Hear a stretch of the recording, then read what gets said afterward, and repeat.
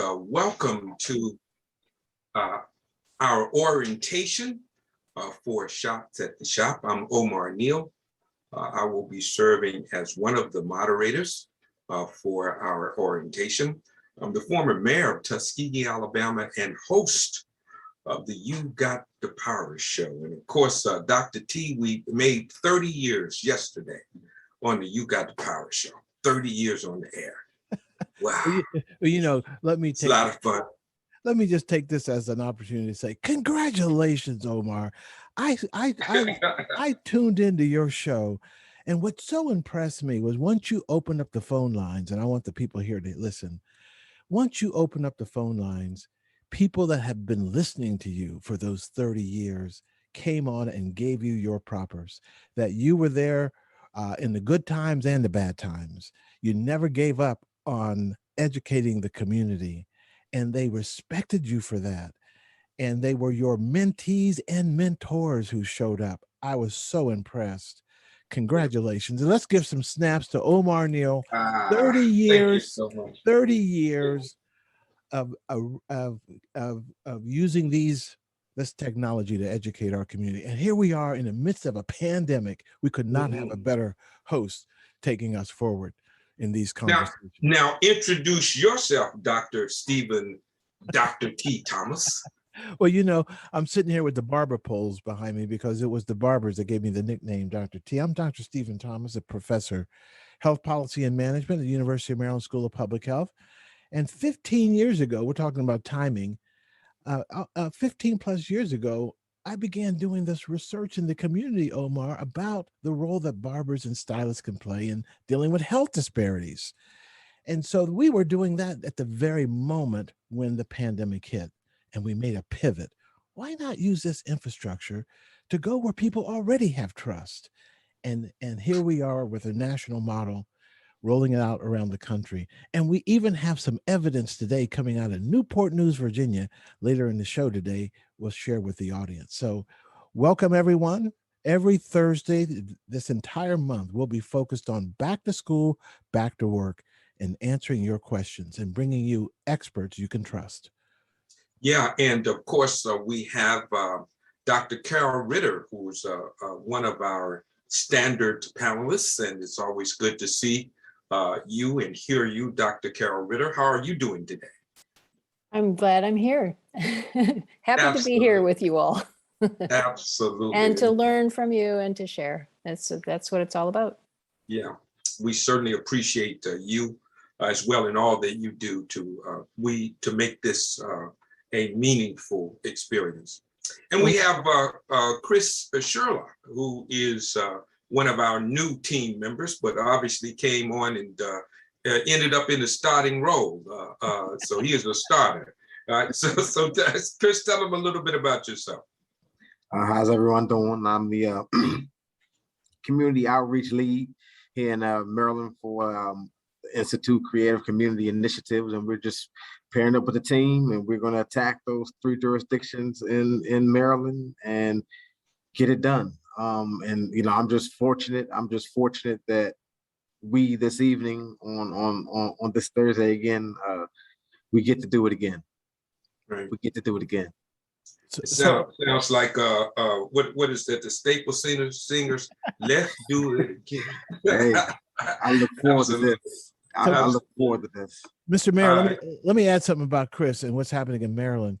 The Maryland State Department of Health has finally, in many ways, embraced what's happening here and provided an opportunity and resources for us to mount a campaign across the state of Maryland, Prince George's County, Montgomery County, and Baltimore City. And we have some representation here from with Chris, and we're going to meet Dr. Weeks in a moment here. But what's significant is that we got boots on the ground, Omar, knocking on barbershop doors, meeting people, high touch as well as high tech. So I want to just say, Chris, welcome aboard. And so Maryland, obviously, as the model for the Shots at the Shop is key. But now we're actually expanding our footprint in the state of Maryland as well. Yeah, and certainly we are going to bring on Dr. Weeks, which is another one of our team members. But let me tell you this, Doc, I am excited. I'm pumped. I'm geeked up, man. I'm telling you, because we have our special guest today is somebody that I met just recently. I've been following ever since. She is a superstar. And of course, I'm going to bring her on a little later on, but is Dr. Weeks anywhere around? We can introduce her as one of our new panelists and new team member. Yes, I'm right here.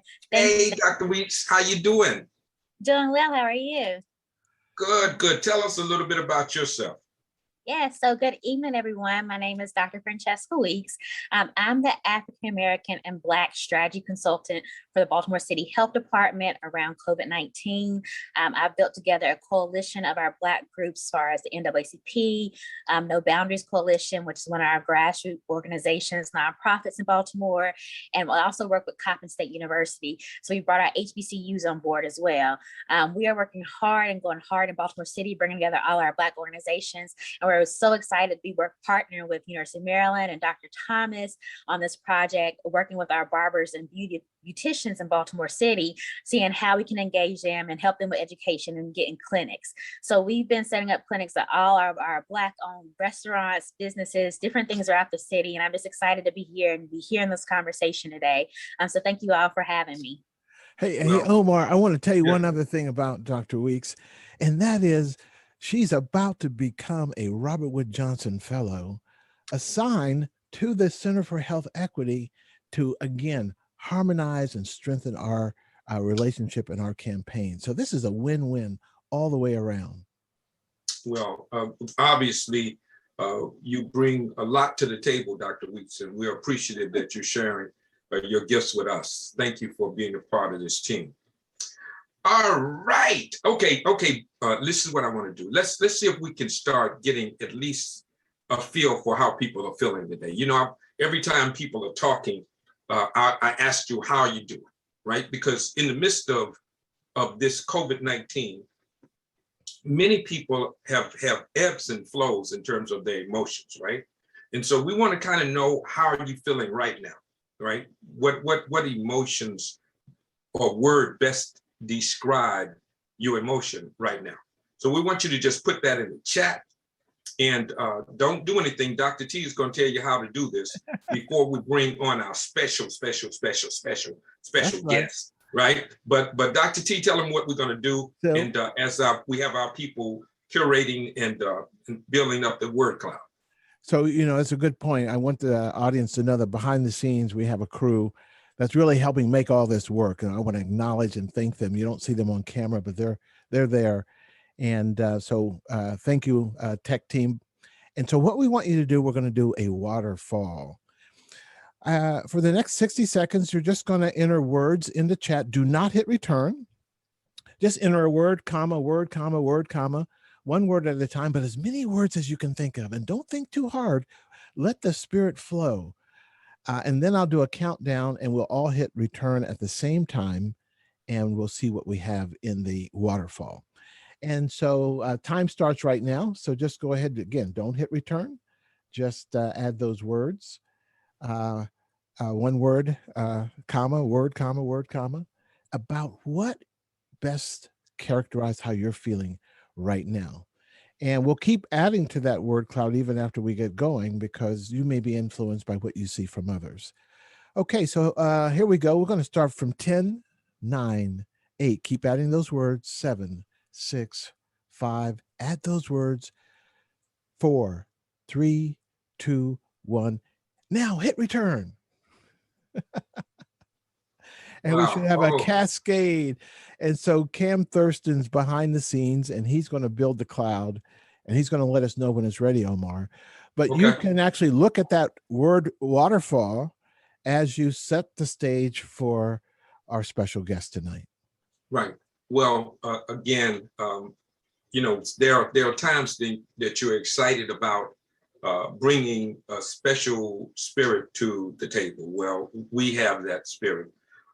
Dr. Melissa Clark, she is better known as Dr. Mel with, excuse me, doctor, She does her own thing as well. I was on her show not too long ago, and just the way that she is able to communicate things that are complex, but she makes them simple.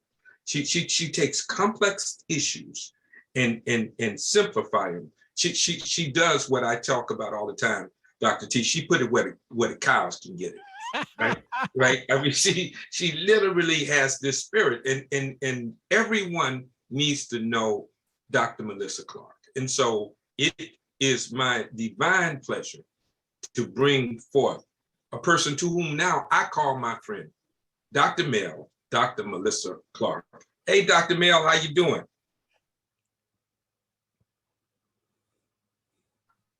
Dr. Mel, are you there? Probably on mute. Let me get her. Make sure. Do we have her up in panelists in the panelists area? Well, she was here just a moment. Go ahead and give her a call. And okay, so she's not there. Okay. While you're making that call, we'll see if she got dropped off for some reason. I'll keep this up. But okay, we can see that Dr. Melissa Clark is Harvard-educated emergency physician, an innovative leader in population health, clinical quality, and health equity for Fortune 500 companies and healthcare organizations. She's authored a popular book on empower healthcare consumers. Excuse me, doctor. I've got what? I love that title. And was a weekly streaming show for this of the same name. And I think coming out of this, we need to learn more about how to use this technology to stream content, to stream information. She's a leading voice. She's a leading voice in a fight against health inequity and COVID-19 in the Black community. And she serves as the medical advisor to the Leadership Council on Healthy Communities, and is an originator of their virtual health ministry. Well, we're touching a lot of good bases here, and is a principal on the DC Health Department's Committee for Safe and Equitable Vaccine Distribution. There's the key: equitable vaccine distribution, not only in the United States, but around the world. She's a co-founder of the Black Coalition Against COVID. And Dr. Reed Tuckson is one of the co-founders, so we're all in the family here, and a medical contributor to both CNN and the Russ Parr Morning Show. She's served on the as a former board chair of the United Healthcare, DC's largest fairly qualified health center, and is also an assistant dean of medical education at Howard University. So I'm sure we're going to get her technology back and working. Cam Thurston, while we're waiting for the technology, is our word cloud ready? Yes, it is. So okay, let's go ahead. I'll stop sharing and just go ahead and bring that word cloud up. Let's see what we have here. I see Dr. Clark is back, so maybe we can get her as soon as we finish this. Yeah, so let's go ahead and show the cloud. Let's set the stage for Dr. Clark. Go ahead, Cam. Okay. Go ahead and present. All right. So look at this, Omar. Do you know where we have people are sad and tired now? I mean, we had gotten to a point where people were excited and yes, hopeful and all of that. And now the sadness comes when people see people dying, knowing that it's preventable. You know what I mean? I think that's what creates the sadness. And then this kind of compassion fatigue, where vicarious trauma, people have internalized the trauma of other people for so long that they are now experiencing what we call compassion fatigue, which is tired. They're just tired. You have doctors telling patients now that if you are not vaccinated, I don't know if I want to put you in a place where you're exposing yourself to other patients. So maybe we are having to create another thing. There are doctors now who are really tired too. And so we're going to talk about that with Dr. Ritter as well. It's because doctors and nurses and healthcare professionals, these are human beings. who have their own issues to deal with. And it's frustrating when you know people are placing themselves in harm's way, playing Russian roulette with their lives because of some either political ideology or some religious position, or just some not knowing, all of the facts, but going by myths and disinformation, but deciding not to get vaccinated and jeopardizing their lives. And one thing that I can say right now in the state of Alabama, Dr. T, do you know there's not one ICU bed available for anyone, regardless of what happens to you? If you're in a car accident, they don't have an ICU bed. If you have emergency surgery, they don't have an ICU bed available in the entire state of Alabama today.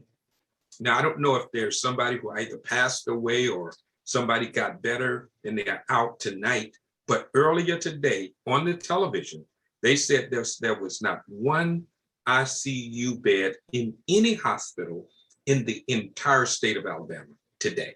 So it's not just what happens to the people who are contract COVID, but it's what's happened to the whole medical industry because of the inundation of COVID patients onto that system.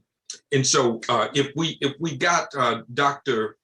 So sad, let me just go through it. Anxious, empowering, we still have those powerful words, and they're up there large, which means that people are feeling that way. Praying, hopeful, relaxed, excited, love, disappointed, they are overwhelmed, burnout, protected. Yeah, but I Mayor, like that. Mr. Mayor, if we go back just 3 weeks, they were all positive. Right. And now this creeping in. I mean, it's literally following the flow of the pandemic itself. So I'm glad that we're capturing this. I think next week we should put them all together from our very first to where we are next week and let them see how we've been on this roller coaster, because this is not the last surge. Let's get ready for the next one now. And we'll keep these words in the theme, and all of our panelists, we're going to ask that you speak to these words also when the time comes. But Cam, I'm going to have you go ahead and take that down, and I'm going to set the stage for our special guest. Yeah. Brother Omar? Yeah, well, I think we probably have Dr. Clark now with us. Dr. Clark, can you hear me? Dr. Clark, can you hear me? I'm seeing you're in the queue, so I don't know what's with the audio. Are you having, can we check the audio, make sure that she's given permission to talk? If the tech team could do that. Let's just let us know when Dr. Clark is available, and we'll come back to our Hollywood Squares and start our conversation. Let's talk a little bit about how do we push past this notion, and this is something that we need to talk about. How do you push past this notion of kind of helplessness, right?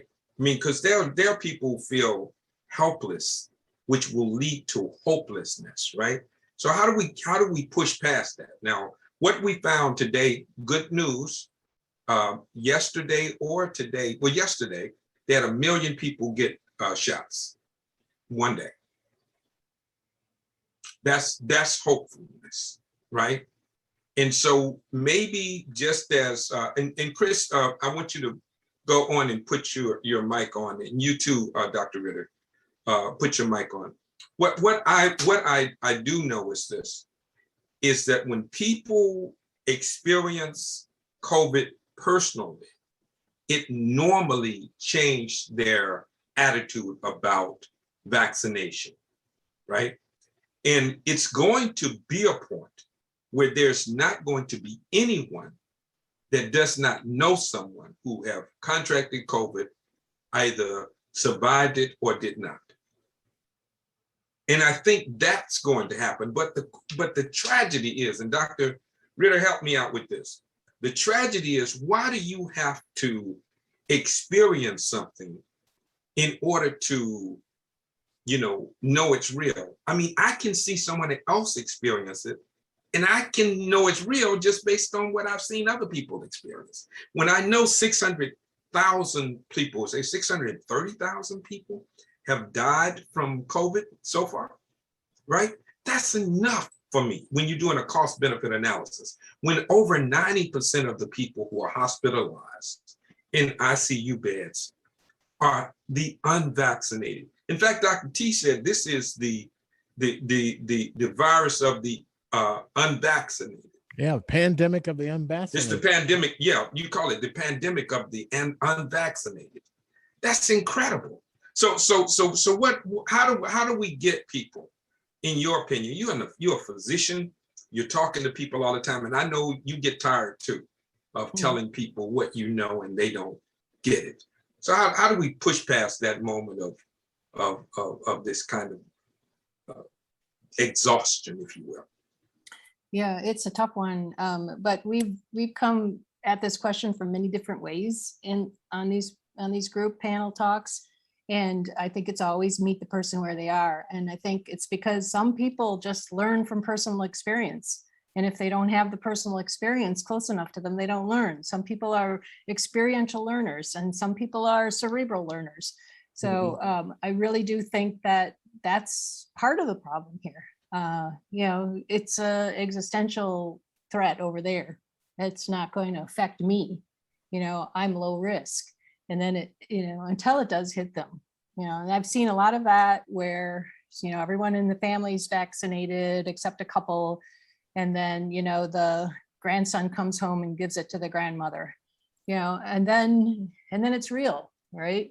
Because, it didn't get translated even within the family. So I don't know if we're ever going to be able to solve the problem. All we can do is meet people where they are and keep trying, be vigilant with.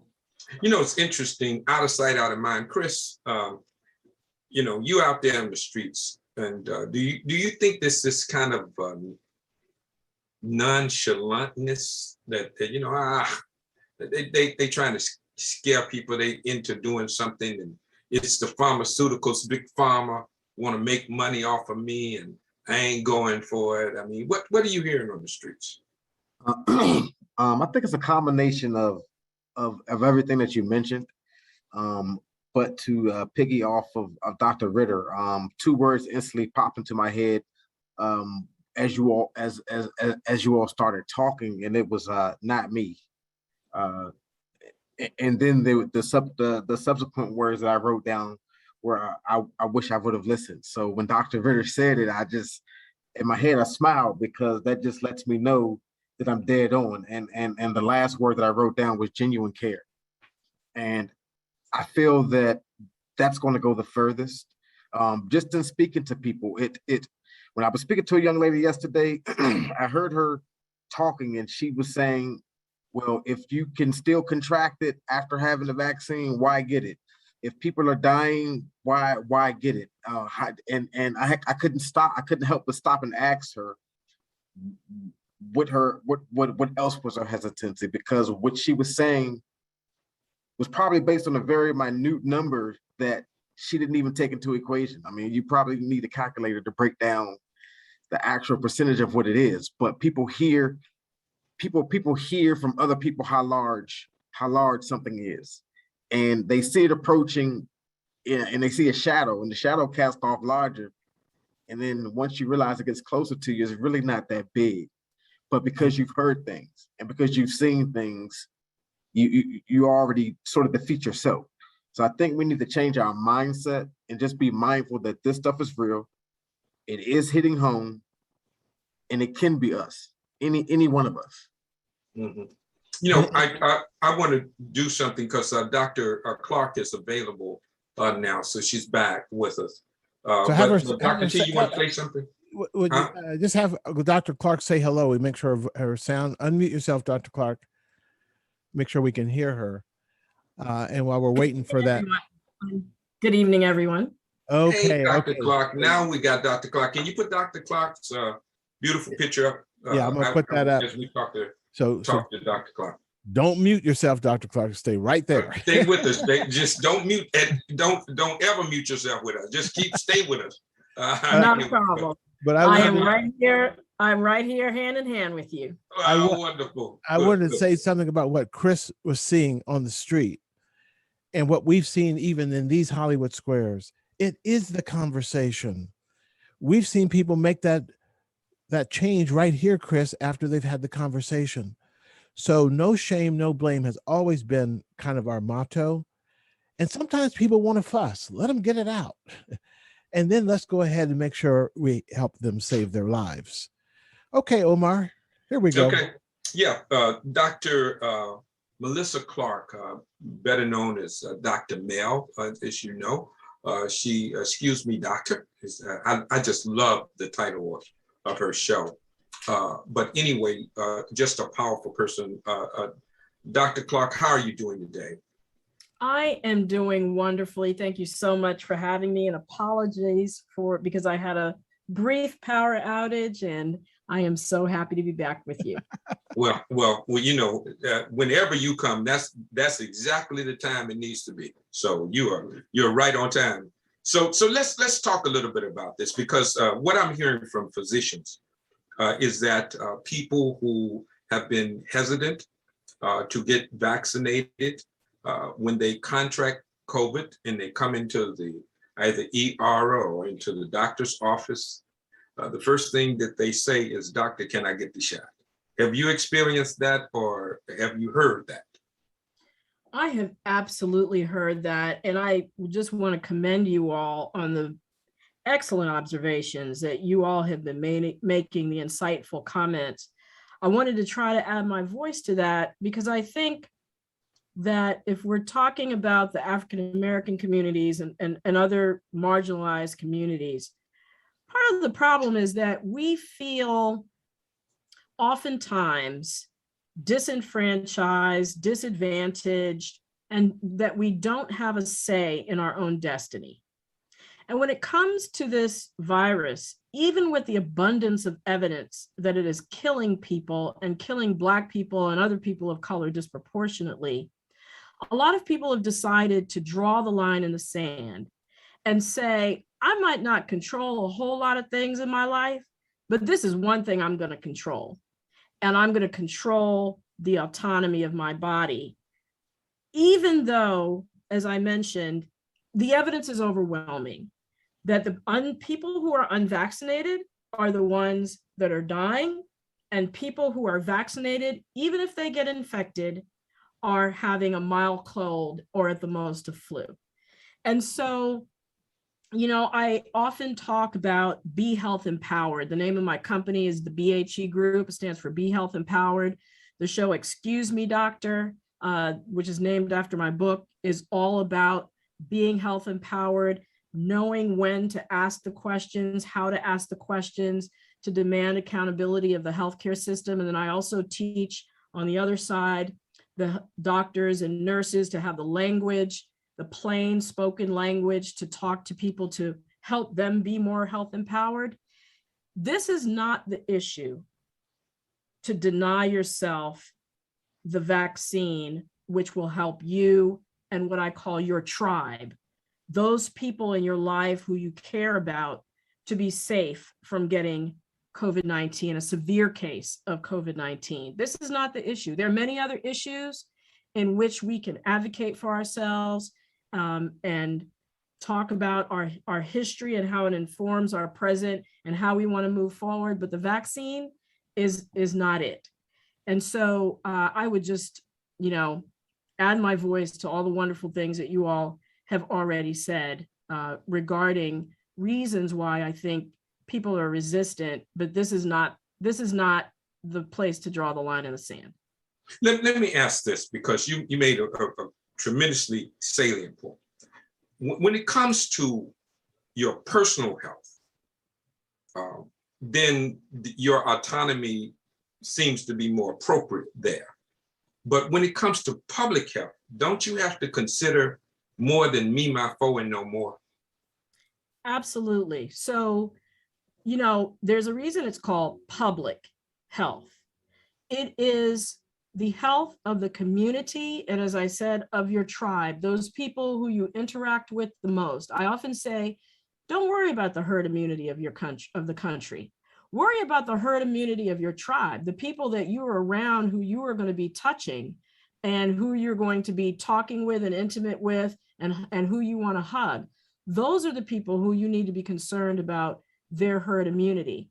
And then if you want to extrapolate it out into the community, your coworkers, the people who you interact with in the grocery store, etc., you're also protecting those individuals. I kind of liken it to having a human chain. The people who are locked arms the strongest in the human chain to protect those people behind us who are most vulnerable, the elderly, the very young, people with immune compromise, those people require, and I say the very young because they are not eligible to get vaccinated, those are the individuals who require protecting by the human chain. If you're not vaccinated, you've essentially dropped your arms, you're hugging yourself, and you're not worried about making the chain stronger to protect the people behind you. Wow, I love that analogy.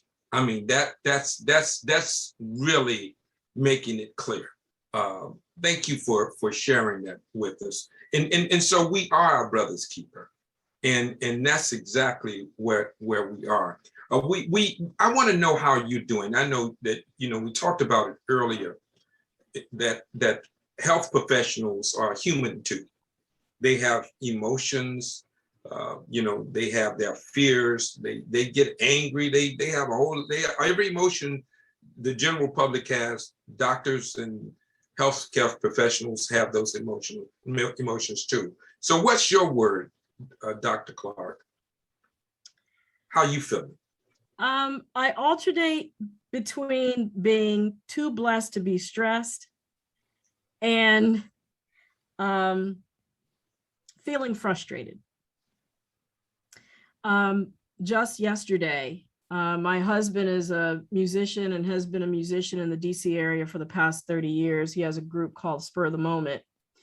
And he knows a lot of the musicians in the DC area. And one of them, unfortunately, passed away yesterday of COVID, who had been pretty public about his decision to not get vaccinated. And just 10 days before that, a prominent producer who's worked on Mary J. Blige's albums, etc., same thing, passed away from COVID, unvaccinated. And then at the same time, I get friends of mine who I've known for 30 years sending me videos about anti-vax messaging and asking me, do you have a point-by-point refutation for each of the points in this video? And, as I mentioned, sometimes it's just very frustrating because I see the pain and the grief of death within our community, and the pain and the grief of my colleagues in the healthcare profession who are exhausted, frankly, exhausted from taking care of people with ICUs filling up now with children and teens. And so, it's sometimes frustrating, but I am thankful for the platforms such as this one and the wonderful work that's being done and the opportunity that I have to try to interact with as many people as possible, because I really think that, this is going to define a generation. There are many children now who are orphaned in the Black community because of COVID. We can't continue to have that. I hadn't really thought about that like that. We have a lot of children who won't have mothers, fathers, grandmothers and grandfathers, uncles and aunts, cousins. The family, the chain of the family has been broken because we did not strengthen the chain to protect them, right? And I think that's important. Let me give you a case in point of something that really saddened me. Now, I consider myself an upbeat person, but this really got to me. It was two individuals, a husband and wife, who were both graduates of Tuskegee, then Institute, now University. Well, I guess it was university at the time. Then they graduated. But both of them said that they were not getting vaccinated, and they used their reason for not getting vaccinated was what happened at Tuskegee with the syphilis study. Let me say to you that both of them died within a week of each other. Wow. And they were less than, I would think they were less than 50. So what we are experiencing, one is miseducation, people not really understanding what vaccines are. I think we need to differentiate between treatment and prevention. I think we need to remind people that they've had vaccines all of their lives. We need to also make people aware of how vaccines have stopped pandemics that have taken place and epidemics that have taken place over the years, polio and the mumps and measles and things that was prevalent at one time that we don't even talk about any longer. But it was through vaccinations and vaccines that we were able to control those diseases. Why haven't we done a better job at letting people know that this is nothing new? This is just something that we've done, and it's just larger than we've seen before. I think those are some excellent points, but I think one thing that we have to acknowledge is the work that Dr. Thomas's Center for Health Equity Research has done in showing us how pervasive the messaging in social media has been around not getting vaccinated, starting with the flu vaccine. And that the messages around this flu vaccine, for example, around Bill Gates and Hillary Clinton teamed up to depopulate the earth with the flu vaccine, specifically around developing countries and people of color. And then it's been extrapolated to say Anthony Fauci and Bill Gates have now teamed up to depopulate the world with the COVID vaccine. These messages have been pervasive over the past 5 years and have just been tweaked. And the public health world has never really gotten established in really counteracting and superseding that noise that's out there, that's coming from the same Russian bots and trolls that influenced the 2016 election. And now it's just gotten into those communities that are the most vulnerable because we have been suffering trauma from racism, from, again, being at a disadvantage, discriminated against. So it makes sense to us that there's some power greater than ourselves trying to hold us down, and that a vaccine is yet another mechanism to do so. There haven't been enough of a sophisticated ground game using social media to counteract that. We're just now seeing it, but we are literally behind the 8 ball. And, you know, one of the things I say about, you know, for, again, us as Black people looking through the lens of history, history can be a two-sided sword. It can teach you wisdom to avoid mistakes, but it can also be the basis of fear-based decisions. History is the single most important factor in fear-based decisions. And I think until we start to address and dismantle those things, and again, help people feel empowered in making their decisions, I think it's going to continue to be an uphill battle. You hit on so many salient points. If we can get us back into the Hollywood Squares, I want you to stay there, but I want to engage some of our other panelists with us in this conversation. Dr. Melissa Clark, thank you so much for bringing clarity to some of the things that I was thinking. And, you know, Dr. Ritter, Dr. Clark made a salient point when she said it's just not what's happening here.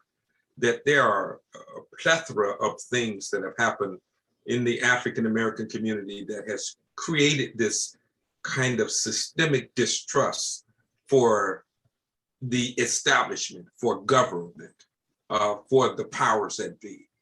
And part of that has to do with not just what has happened historically, but what happens contemporarily, even as we look at health disparities within the public health system currently. Does that make sense, or is that an unfair question?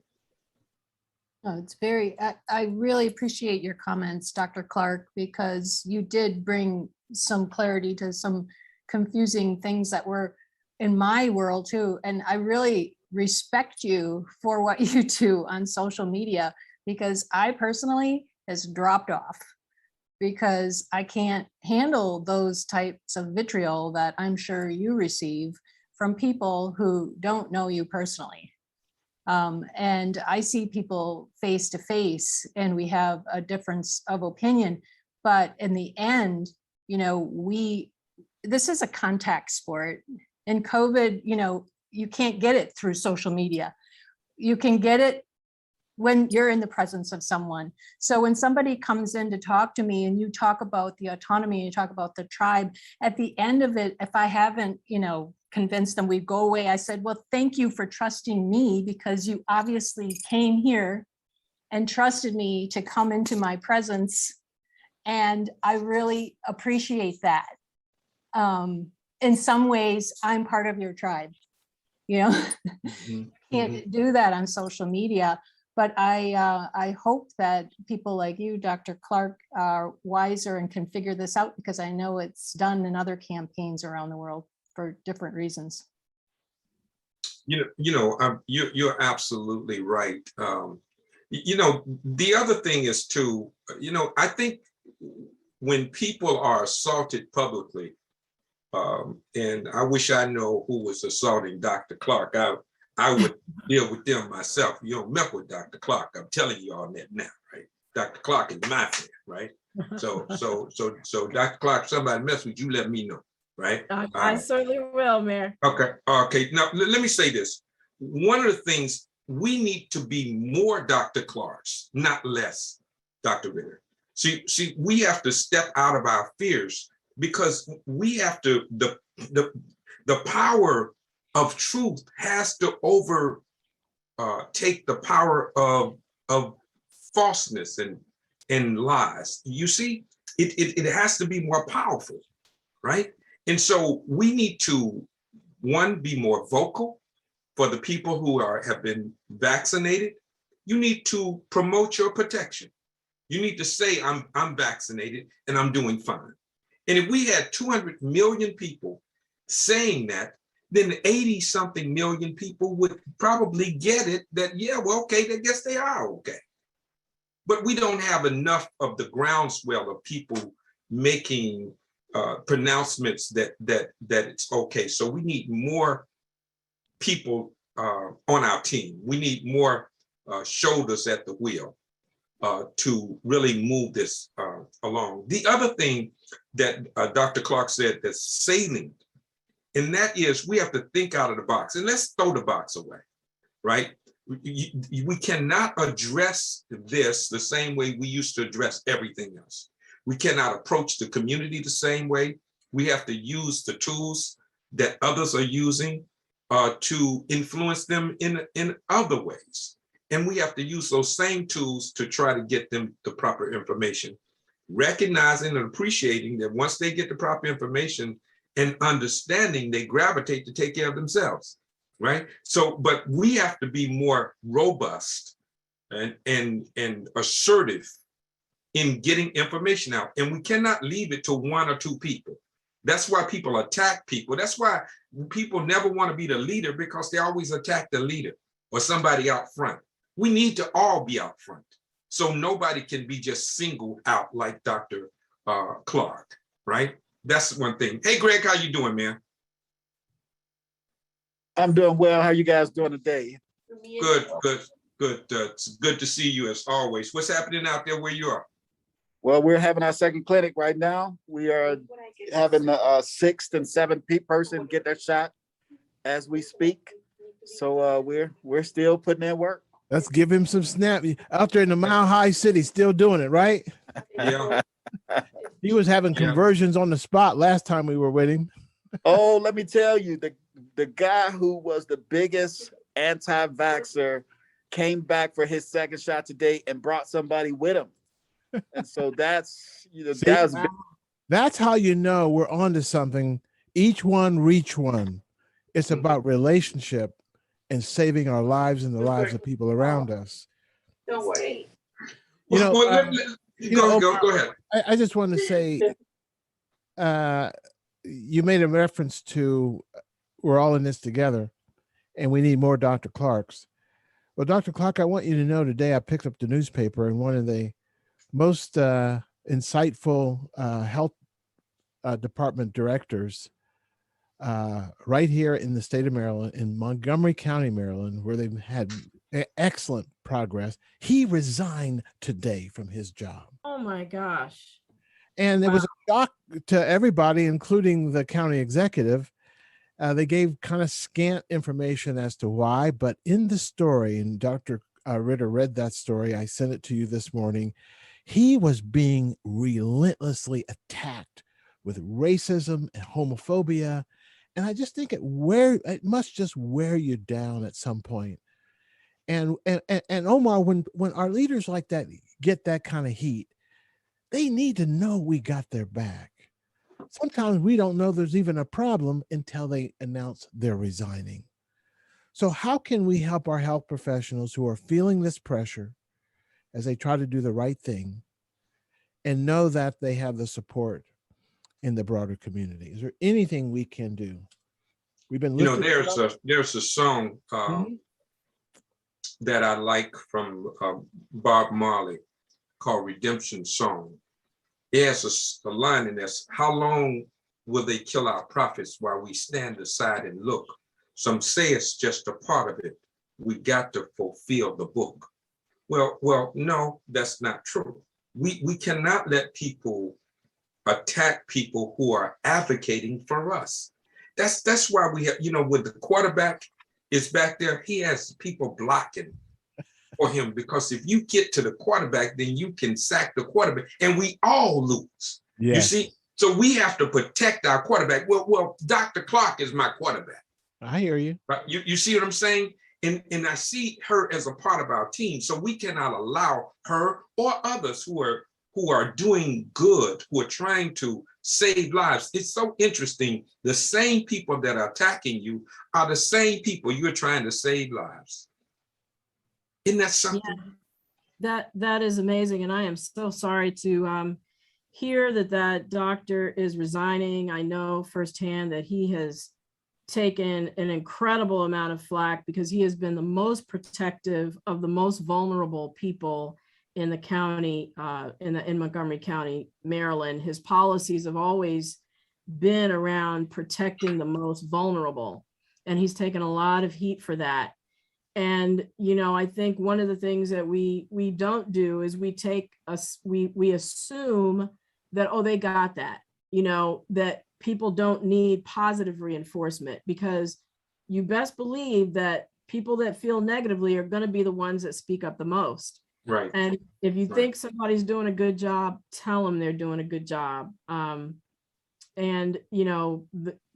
Hopefully, our public servants would be enclosed in Teflon, but that's not the case. You started the show by saying, doctors are vulnerable too, public health and epidemiologists are vulnerable too, and they need their flowers when they're doing a good job.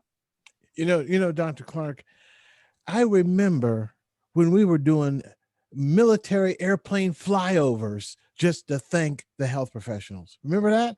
Every 7 o'clock at night, they'd come out and bang pots to thank the hero health professional. And now look what's happening. As this thing has become more political. So what's going on in the shops, Mayor, one-on-one in the chair is where we're actually saving those lives. And we want to lift that up as much as possible. and make sure during this Delta surge that our barbers and stylists are safe. I was delivering masks today to the barbershops. And now we need to be talking about, right, Dr. Ritter and Dr. Clark, respiratory protection. All masks are not equal when it comes to COVID. I'm looking at my friend Greg Allen. He's got one of those, looks like maybe an N95, look like an N95. Okay, and so that's what the barbers and stylists should be using now, because people are coming into their chairs, into their businesses from different risk profiles. And I love how we're looking at live streaming right there from Denver, Colorado, in a barbershop where they're actually saving lives as we speak. That's the other side of COVID. It's given us this space to do this, and we should not give it up. But we've got to help our health professionals. And this was the first African American health director of this county, and it's really, really sad to see him go. So, Dr. Clark, you're right. We need to be sending flowers along the way when they're doing a good job. Let them know we got their backs. Yeah. Let me move into something practical. Dr. Ritter, Dr. Clark. Now, I'm fully vaccinated. They are now talking about possibly in 8 months, I'm going to need a booster shot. Do you feel that messaging, particularly when you're trying to get the last 83 million people vaccinated, that you put in the fact that maybe you need to get another vaccination within an 8-month period? Do you think that conflate the messaging, or is this just the way that viruses work and that we need to educate the people? Which one? Well, I would like to say that, this is the first time that everybody has been through a pandemic, unless you're 100 years old or more. And, the CDC has gotten a lot of criticism. But one thing I do wish that I had seen a little bit more of was every time a message was given, that the caveat said, this is what we know today. Please be flexible, because tomorrow it might change. We don't have all the answers, but we will give you the answers as we get them. Every single time. Because now we're in a situation where I think when we were initially out of the box last year, a lot of public officials wanted to make it seem like they had it all under control and they didn't want the public to panic. And so they were giving out information as if it was static and that it wasn't going to be evolving and changing. And so I think it lulled some members of the public into thinking, okay, well, they said this today, so therefore it must always be this way. And that's absolutely not the case. This COVID, we are actually in COVID 21, meaning COVID 2021, right? We're actually really not even in COVID 2019 anymore. We have a variant. We have totally different situation on the ground. The enemy is changing, and we have to continually adapt and change our tactics. And so that's why a booster is needed, because not enough people got vaccinated early enough to prevent a variant from popping up. There's no way that anyone could have seen that Delta would manifest in the way that it has, that it would actually be a variant that's actually taking out a higher percentage of young people and putting them in the hospital. And so we have to, or that a booster would be needed at this point, 8 months into having gotten vaccinated. We just have to stay vigilant. We have to stay flexible. We need to go by the guidelines and get vaccinated as soon as we're eligible, and get our booster as soon as we're eligible. I want to bring, and Dr. Ritter, I want you to unmute as well. Have we really emphasized that this is not an American problem? This is a world problem, and that every country around the world is grappling with and trying to deal with this pandemic? And would that not be a way to frame the issue better? The other thing is, and I think I know unequivocally that you're right, Dr. Clark, and that is we have to manage expectations better. Because if you don't manage expectations, when people are disappointed, that's when they had an expectation that was not met. So if we manage expectations better, people are less likely to be disappointed because they can expect it. So this whole notion of viruses being dynamic, they mutate and create different variances. Is that a way we can, Dr. Ritter, I want you to help me with that. And Dr. Clark, I want you to come back and help me with this as well. How do we get that to the public where they can understand it? Well, this week in particular, I think a lot of my sadness and exhaustion is because of the global events that, came aboard with other countries, with Haiti and Afghanistan were in the news all over, and we know that they don't have vaccines there. This is a global marathon research study that we're in, and it's ongoing. And this virus is going to be endemic, meaning it's never going away. So I think Americans that have been vaccinated now with this news about the booster have gotten scared. Like, oh, is my vaccine effectiveness going to wane? Am I going to get COVID then? And there's more questions than there are answers right now, because this is also the first time we've had more than one vaccine for an illness. So can you cross over? I mean, there's too many questions right now that there's no answers for, because like Dr. Clark says, it's not static, it's a continuum. And it's interesting from a scientific point of view. From that nerdy side of me, I find it all very, very interesting.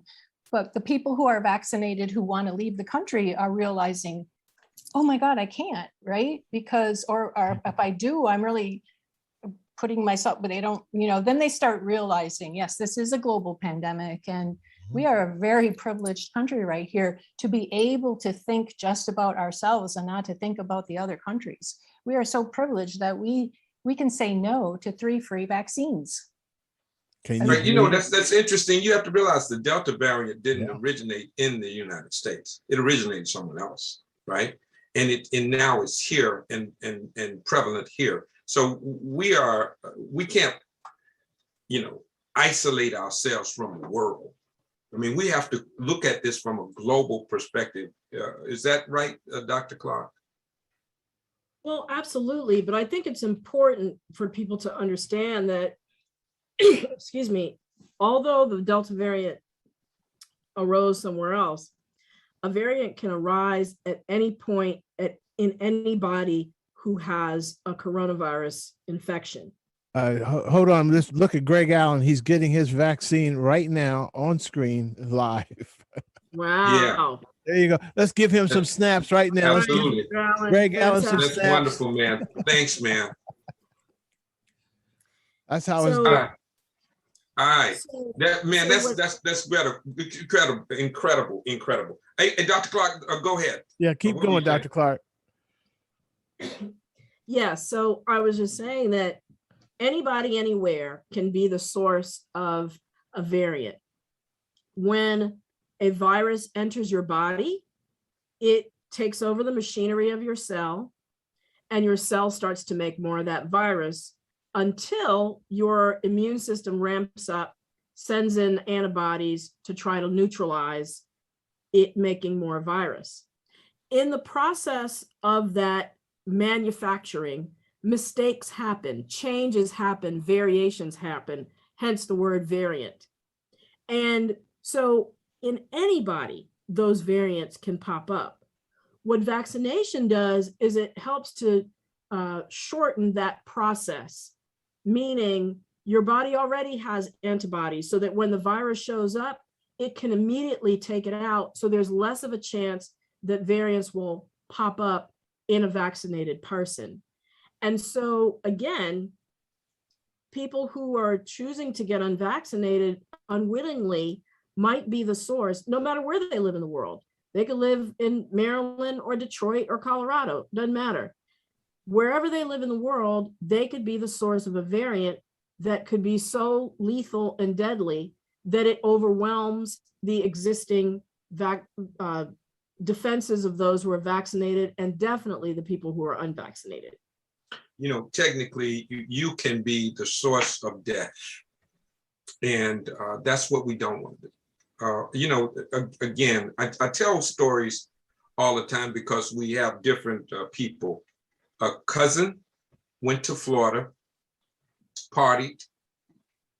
His mother told him, not good to go to Florida. Florida's not a good place to be now. They are not very protective down there. They don't wear masks.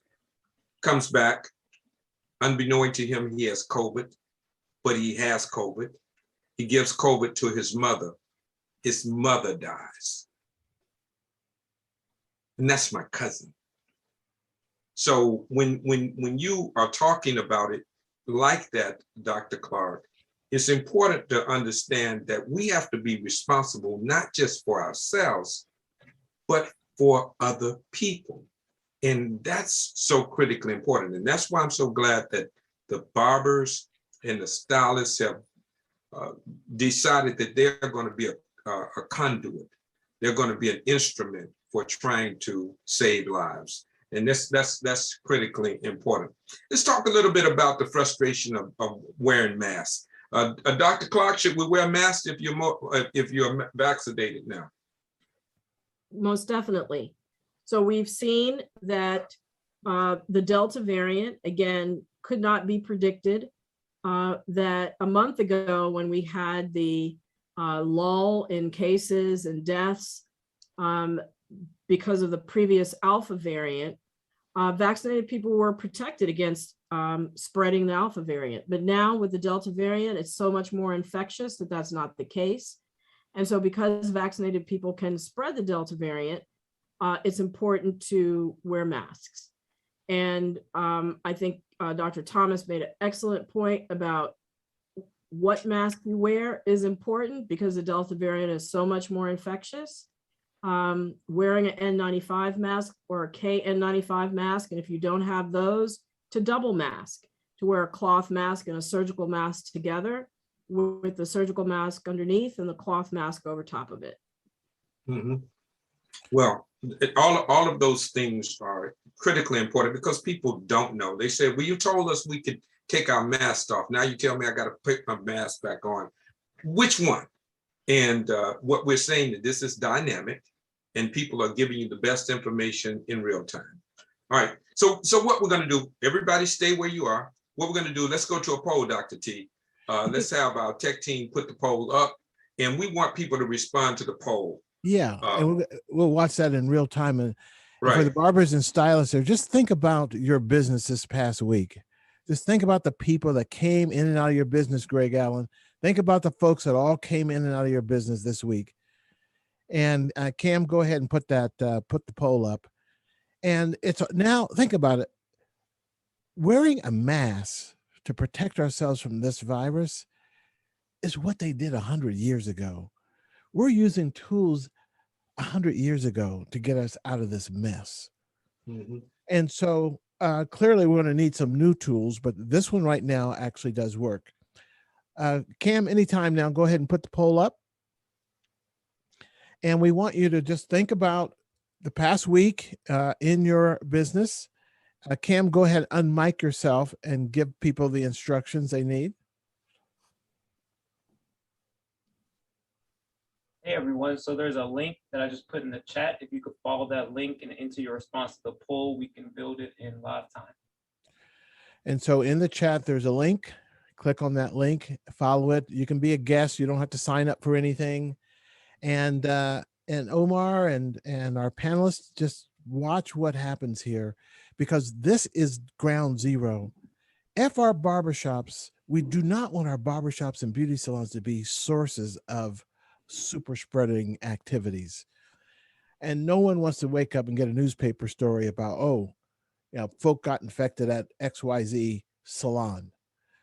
The way we protect ourselves and our clients is with a mask, and obviously with vaccines. That's number one. But until we get there, we got to get vaccinated. And Dr. Ritter, even if we're vaccinated, we need to wear a mask faced with this Delta variant. Is that correct? Absolutely. I think what brings that to light most for me is when I see families with children wearing masks, because as we know, under 12, they don't have a choice to get the vaccine. And the parents realize that even though they're vaccinated, they can still give it to their kids. It is a very scary time for parents with children, and this whole subject of going back to school without masks. I can only be thankful that I'm not in that situation right now, because that's going to be a very uncomfortable thing. But masks are critical for not you at that point, but for others. And this is what Mayor Neil keeps saying, that it's not just about us, it's about the community. Mask for the community. And so we want to make sure, Omar, that our shops have that as a resource. Many of them, the businesses were hurt, number one, when the whole pandemic hit. They don't have line items in their budgets for PPE. And so when we connect you with your local health department in the shots at the shop, is to also find out if that contact can also provide access to good respiratory protection. Right, Greg Allen? The word is respiratory protection. And you've got a really good one. And at some point, maybe ask those health professionals there how we can make sure our folk have good respiratory protection. Dr. Clark, as you look at this, what's your thinking as you look at this poll? Wow. Well, I think the percent of people coming into the business having worn a mask, I think it looks good. It looks like over 85% of the time there was some mask wearing going on. I'm concerned about the 15% though, down at the bottom with 5% or less. Masking and distancing are two of our most powerful tools. And when you're sitting in a chair, you can't distance. So you got to be extra careful and require that masks be worn, because that is the only barrier between you and a potentially unvaccinated person. So really would encourage that 5% or less where that happened to really be very clear about your policies.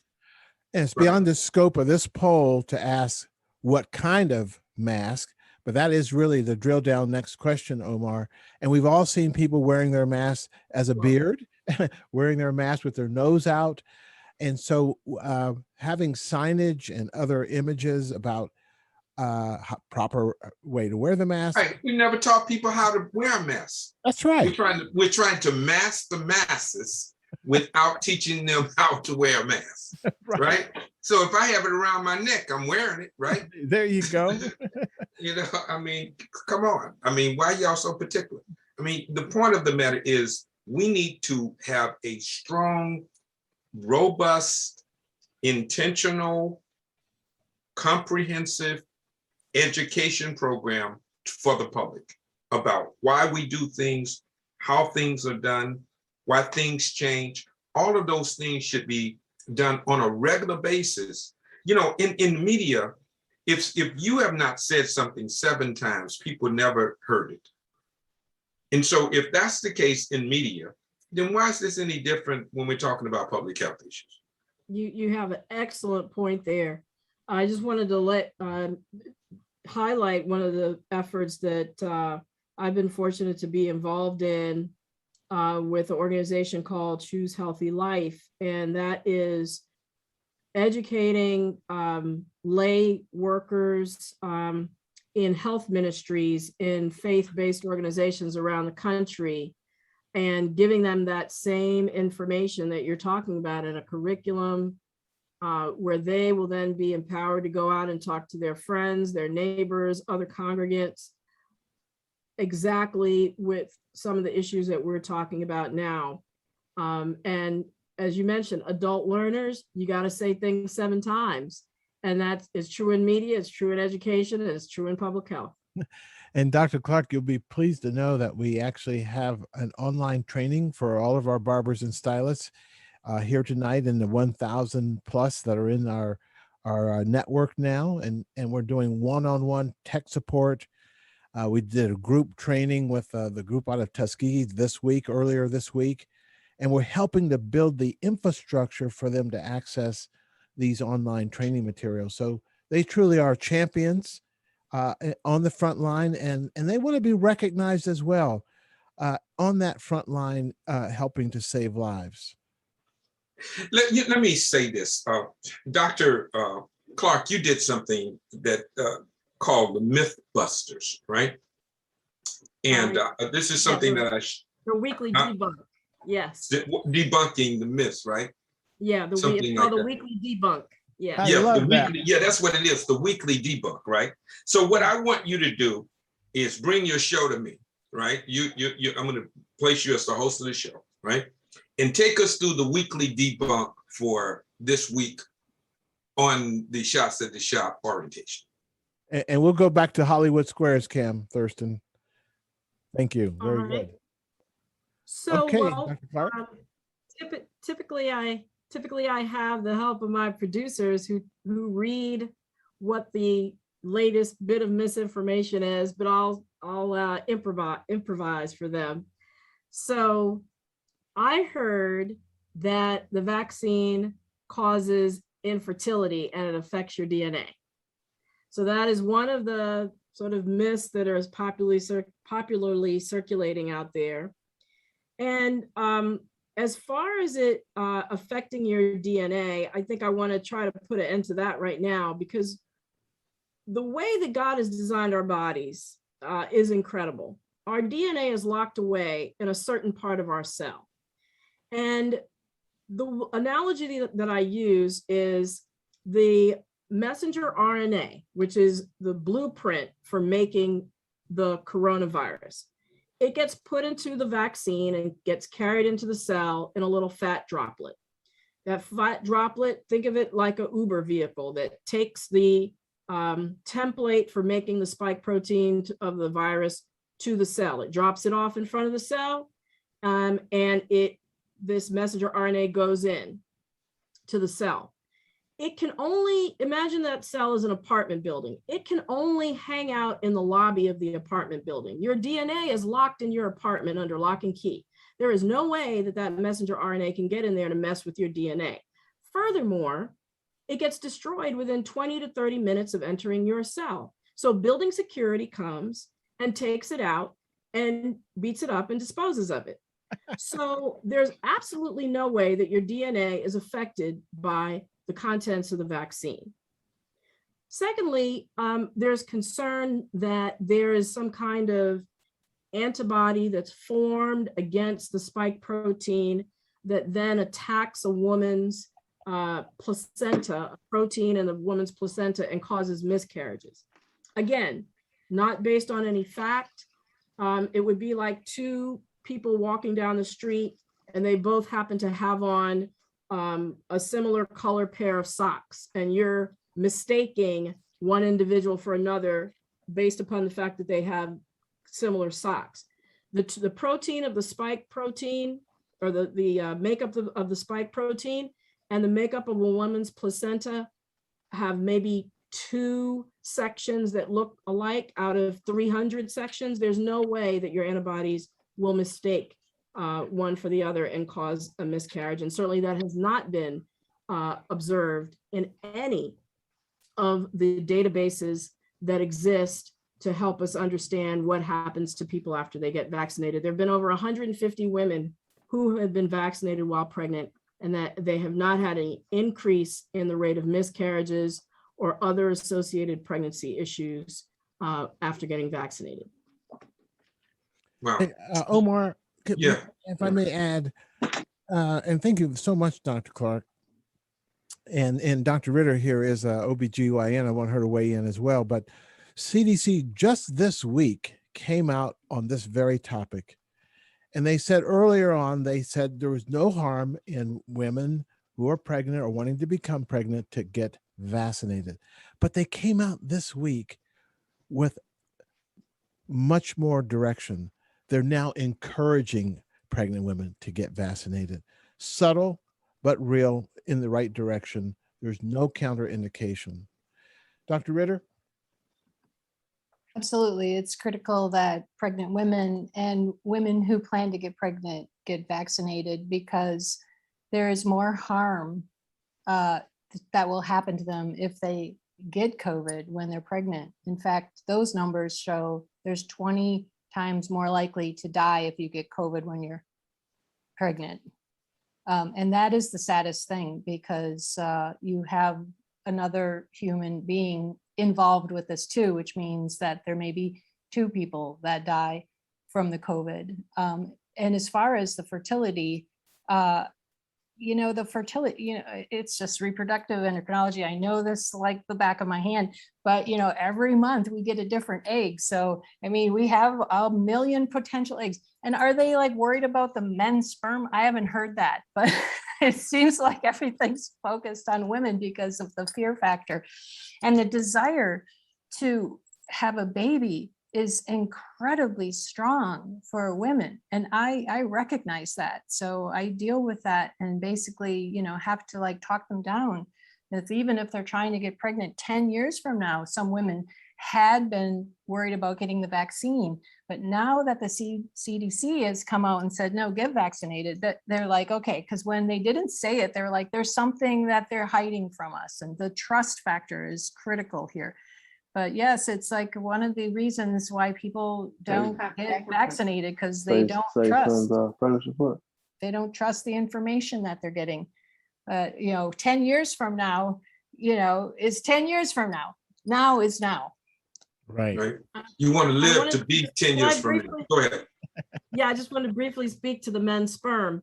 So I have not heard men be concerned about that necessarily from the vaccine, but there was a study out of Miami, the University of Miami, I believe, that looked at 50 men post-vaccination and, looked at their sperm count, and there was absolutely no change in sperm count. As a matter of fact, in the men that got vaccinated, it went up. But of course, they were not attributing it to vaccination. It was just probably, within the margin of error, true and unrelated. On the other hand, the organ of a man's body that has the most blood and nerve endings, everyone knows what that is. When the coronavirus attacks, it really attacks blood vessels and nerves. And so there has actually been observed part of long COVID being erectile dysfunction and lower sperm count. And so I think men should know that you don't want to get COVID, because when you get COVID, there is a risk of those 2 complications. Could you slow down just a little bit, because you entered some new information here this evening for a number of the guys. Yeah, you probably gonna have a line of people, Dr. Clark. Okay, Dr. Clark. We're gonna open up a clinic right now. Get some conversions. Hold on. You say slow it down, so back it up.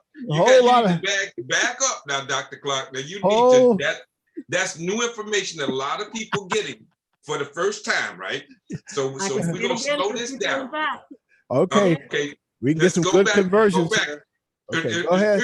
Rewind. You got the floor, Dr. Clark. You got to go. You got the floor. All right. So first point, there was a study out of the University of Miami that showed that men who are vaccinated do not have any effect on their sperm count. As a matter of fact, in the vaccinated group, it was slightly higher. Now, on the flip side, if you get COVID-19, because COVID-19 attacks the blood vessels and the nerves, there is a risk of it actually causing you to not be able to have an erection. Now that's where you go real slow. That has been observed as a side effect of long COVID. And long COVID is the complications that people who've had COVID-19 appear to have for weeks to months after they have officially supposedly recovered, but unfortunately these symptoms persist. And so an inability to get an erection and lower sperm count are 2 of those long COVID symptoms that men can have after having infection with the COVID-19 virus. Even if they didn't end up in a hospital or on a ventilator. Even It's so. correct. Yes, it's saying that 1 in 4 people get long COVID symptoms, regardless of the degree of symptoms that they had at the time they were infected. All right now. So they've known Right. early on that correct me if I'm wrong, Dr. Clark, that there's a higher level of ACE receptors there, which is where the spike protein attacks. So we have a lot of acetylcholinesterase receptors with the spike protein attaches to in the lungs and the heart, but they have a lot in the testicles too. So there's a lot of pain involved a lot of times in that area, along with the 6 times more erectile dysfunction afterwards. So yeah, it's definitely an organ. I've always been really happy that I'm a gynecologist because we don't get a lot of COVID in the vagina. So Right. I'm very happy about that. Hey, Omar, I'm laughing over Yeah. here to keep from crying because the sisters have now just explained some very explicit information to us brothers here that, to be perfectly honest with you, in all the things I'm reading every single day, I have not heard this. That's why we have this, Hey, Chris. that's why we have that's why we have this kind of forum where we can literally talk to each other, kind of walk through this, because you have to realize we're learning it as we go. And for many people like Dr. Clark and Dr. Ritter and others, right? You all know about this because this is your world, right? You all brought everybody else. Y'all brought carpenters and plumbers and and talk show hosts into your world, right? So now we're having to learn. So there's a learning curve. So now the question is, how does this affect me? There was this thing saying that everybody's listening to one radio station that's WWIFM. That's what's in it for me, right? So now brothers, what's in it for you. There you right? go. And look- WIIFM, what's in it for me, right? Now Right. there's a scientific article in the chat on this topic for anyone who wants to see that. But what Dr. Clark and Dr. Ritter just did was break it down, as Omar says, where the cows can get it. So we're going to be developing materials that help to explain this and are appropriate for distribution in the shops, because I think we want to give people a motivation to get vaccinated. Our folk that I'm encountering, Omar, are not the hardcore anti-vaxxers. They just have concerns. They have their reasons. We need to listen to them and meet them where they are and answer their questions with dignity and respect. Right. I agree with that, Dr. T. Well, let me tell you something that happened to me, and I'm hearing so much of this, and to the point that I think I need to at least raise it. I was on a national television show today, and somebody asked me something about people were talking about a chip in the vaccine that will track them. And I was thinking about this phone, and I said, there's probably a bigger chip in this. If they want to track you, you go nowhere without it, right? So you probably can be tracked with your phone. But as we talk about, myth busters, what about that? Debunking myths, Dr. Clark? I'm sorry, I missed the last thing that you said. No, people were talking about having a chip or something to track. Oh, yes. Wow. It's really hard to kind of address that because it's just so outlandish. I mean, I don't know, by even addressing it, you kind of give it legitimacy, and there is no legitimate basis for it. There has been disclosure in public websites about exactly what's in the vaccine. Worldwide, there have been review panels of scientists and lay people who have examined, the clinical trial data and information and contents of the vaccine. Countries around the world have had to approve it. It would have to be a conspiracy on a scale never before seen in human history to have a chip in this vaccine, and nobody, call it out and say, yes, there's definitely a chip in here and I've seen it work, from the companies that are manufacturing it and the governments that are approving it. So Right. don't know what to say about it. It's not true. I mean, it's, I'm gonna do like my mama used to say, consider the source and forget it. Right. So, go ahead, Dr. T. And this is just a caution. Michael Osterholm, who has been on our show here with the Barbers, has a weekly podcast. And one of his podcasts was about busting these myths. And so they talked about it a little bit, just like we did just now. Their shows are then archived and put on Facebook and YouTube. Well, guess what?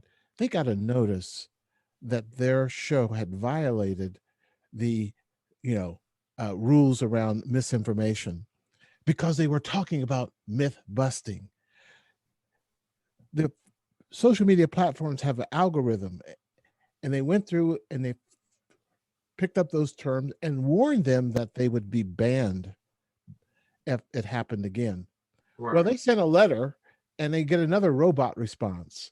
Then they got the university's legal team involved. Now, here's what's interesting. While we had that conversation we just had, it potentially could get picked up as thinking that we're promoting misinformation. But the actual anti-vaxxers have already figured out how to get around that, to still spread their misinformation and not get picked up on the algorithms. And here we are trying to do myth busting and potentially can be knocked off a platform. So we're going to watch that. And Dr. Clark, any challenge that you have with your show, if that ever happens to you, please let us know, because we're 1 degree of separation from the White House and HHS, and they need to know that that's what we're encountering as we try to debunk the myths in our community. Absolutely. I will do that. Thanks for the. Well, let me say this, Doc. Do you know it's 7:27? What? We got 3 minutes before we have to call it a day. I mean, this is like, I told you, all time always flies when you're having fun. And to bring in Dr. Melissa Clark today is just like, it's like icing on the cake. It's like the cherry on top. It's like wonderful.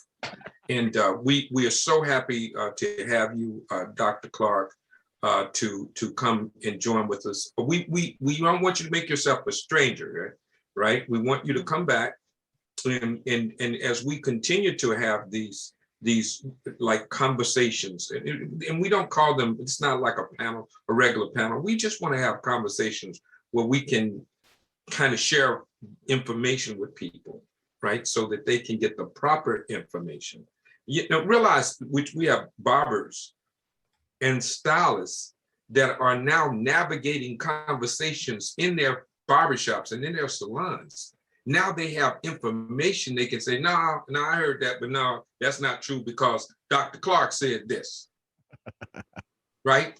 And so that's why this is so important. We're infusing proper, good information, correct information into the communities to debunk or to diffuse or to mitigate the negative information and the disinformation that exists. And that's incredibly important about that. All right, a couple of things we need to do as housekeeping. We need to make sure that everyone has completed the different components so that they can get checks. We had the people in from Shea Moisture on last Thursday. So Dr. T, updates about what we need to do with that in regards to that. Okay, well, we want to lift up the ambassadors out there, the Greg Allens and the many others who have gotten through their orientation, done their training, hosted a vaccine clinic, and Greg Allen's on his second one. And the same thing's happening in Texas and other places. Once they form that relationship with the health departments, now that's a bond that can go forward and address even the other health conditions in our community. So We're here all this month. Well, every Thursday, it's all about back to school, back to work. We'll bring in additional content experts for you. But the whole point here is while we're here is to help you get over whatever hump, whatever roadblock maybe you're encountering in getting all of the requirements done to get paid. We want you to get paid. So Shea Moisture came on last week and gave us the details. If you've been to an orientation, that's key. If you have hosted an event, that's those are key. And then you've uploaded your event form. All of these are parts of what needs to be done. And when we've met people one-on-one, we found that just a little hand holding, Omar, not much, just a little bit, got them to the finish line. So all this week, we'll be doing one-on-ones or a whole group. We had a whole group out of Tuskegee. We did it together. We're the barbers in Atlanta, Georgia are getting to know each other just coming on this show, Omar. And so we'll continue that. So use the email hair@umd.edu if you would like to have a one-on-one session. And we're going through our database and looking at people who have had events, but they didn't get their certificate, and fixing all those things so that we can get them their mini grants. So we appreciate your patience and your tolerance. This is all new, people. We're flying this plane and we're building it at the same time. But we have brought barbers and stylists together all across the United States. We have over 1,000 enrolled. New shops now want to come on. They're now being put into a waiting list. So anyone in the database that kind of Omar has not responded, they came in early on but haven't responded, we'll give opportunities and reach out, and then we'll start bringing on these new shops that are ready to go. Right. But we have over 1,000 shops in the enrolled, and everybody in these Hollywood squares, all of these barbers and stylists are indeed enrolled. So we want to get you to the finish line as soon as possible. Right. Well, we'd like to be true to our word in terms of time, and we're right there at this time. I'm going to start with you, Chris, and your takeaway for this evening. As you always give a very profound takeaway. Just what do you want people to know? I've sort of been looking over certain things, and one thing that really resonates to me was a quote I heard a few years ago by Dr. Martin Luther King, that our lives begin to end the day we become silent about the things that matter. And it is just really important to me to say that something is better than nothing, and we have to take responsibility for humanity. So I'm fortunate that we have the vaccines at our disposal. I'm fortunate that we have those Mythbusters, because without them, we wouldn't have a reason to come and meet here on Thursday. So I welcome that. I embrace the opportunity once again to be a part of this, and I'm thankful for all of the knowledge. We love you, man. Likewise, thank you. Absolutely. All right, Dr. Ritter. Just like this virus keeps waning in waves, so healthcare, stewards, our energy keeps waning and going up and down. And just when we're lowest, somebody else in this panel is high. And I just really want to keep supporting each other, because we have to get to the second half and support each other through these panels, through these weekly things has been very critical. So I appreciate you all. Absolutely. Love you, Dr. Carol Ritter. Thank you so much for what you do. But Greg Allen, out there in the Mile High. How you guys doing? Wonderful. Man, the final messages were so on point, because you're absolutely right. We have times where I'm up and encouraged, and I'm frustrated and sad. And it's something like this that keeps me going right when I think it's time to slow it down and just cruise. Then you guys say, hey, we got more lives to save. Everyone counts. And so this is so important. So I want to encourage you guys to stick with this, man. Stick with this, because this bumps me up and keeps me going. Thank you. Thank you. All right, Dr. Melissa Dr. Mel Clark, your final comment for this time, because you will be coming back, and I promise you that. Well, first of all, thanks again for having me.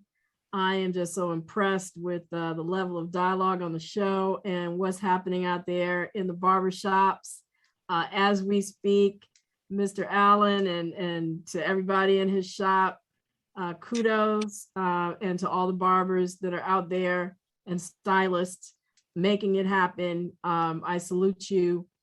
You know, this is a labor of love, and meaning, you know, putting on these podcasts and talking to people one-on-one. It is because we who are doing it love our people and recognize the sanctity of each and every life. And we're going to continue to do it through the ups and downs. And as you decide to get your vaccine, I would hope that you too would continue to extend that labor of love by speaking out and touching your tribe and letting them know vaccination is the safest option that we have. Thank you so very much. I love you, Dr. Melissa Clark. Thank you so much for all you do, both seen and unseen. All right. Dr. T. Well, you know, I'm going to ask Francesca Weeks. Yeah, I'm not seeing. Where is she still with us? If she's still there, Francesca, you still there? And I'm saying this because when Chris went into the on the ground floor and encountered, you know, the people's frustration, there are things that are not in his control when he walks in. But little did he know that Dr. Weeks was coming right behind him from the health department, deployed to that very tough shop. And I want her to say a word about the role she's playing being deployed in the inner city to help make this barbershop thing work. Dr. Weeks. Right. I'll be really quick. One of the biggest things we found is we go and we just sit and talk to people. I think it was the Saturday of Juneteenth. We went over to some of our areas in Harlem Park and some of our other historically Black neighborhoods, our arts district, and we sat on people's stoops, which is their front steps, and we sat there for 2, 3, 4 hours. We talked to people of all different businesses, our Black business, including our barbers and our beauticians. And sometimes it may take more than 30 minutes. Sometimes it takes an hour. Sometimes I sit on the phone for 2 hours, or I sit with somebody for 2 hours. And I answer all their questions, their concerns, and I give them that security that we're in this together. They're not in this alone, that we are working on this together. Every day, it's a new day that we get up and it's something new. So helping everybody understand that I don't have all the answers. Nobody has all the answers, but every day we're just trying to work through this together and do as much as we can to help each other. So I think it's building the relationships, and a lot of the relationships we have built in Baltimore are just invaluable. And I'm hoping that past and beyond COVID, we keep these relationships and we're able to keep addressing these health disparities that we have on all of our health issues in Baltimore. So again, this has been a wonderful conversation tonight, and I look forward to, if there's any barbers or beauticians here from Baltimore, I look forward to meeting you very soon. Absolutely. And Thank you so very I much. wanted her to say that, and I'm going to close because my take home is really about you, Omar.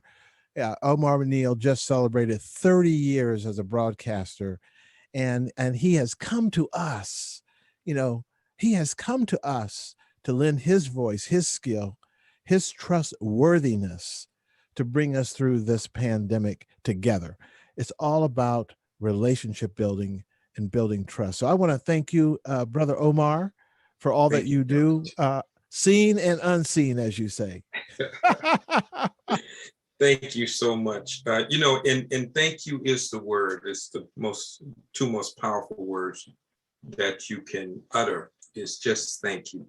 Being appreciative to be a vehicle, a vessel that some good can come out of. You know, it was Dr. King's last book, his last admonishment to us was entitled, Where Do We Go From Here, Chaos or Community? In community, it's 2 words, it's common unity. And I think that Dr. Clark and Dr. Ritter and Chris and Dr. Weeks and you too, Dr. T, all hit on this notion that we're in this together, that we are a part of a community. And to see Greg out there in Denver doing his thing on camera so we can see it, because more is caught than is taught. People learn best by precept and example. To be an example, to be willing to put it on the line for a community is what it's all about. We love each other. We're going to love each other through this. And regardless of how people may take it, I'm going to love you, and it ain't nothing you can do about it. And as always, I'd like to leave you with these two words. Remember that I love you with a perfect love. But more importantly, remember this: you got the power. We'll see you next week, same time, same station, on our orientation.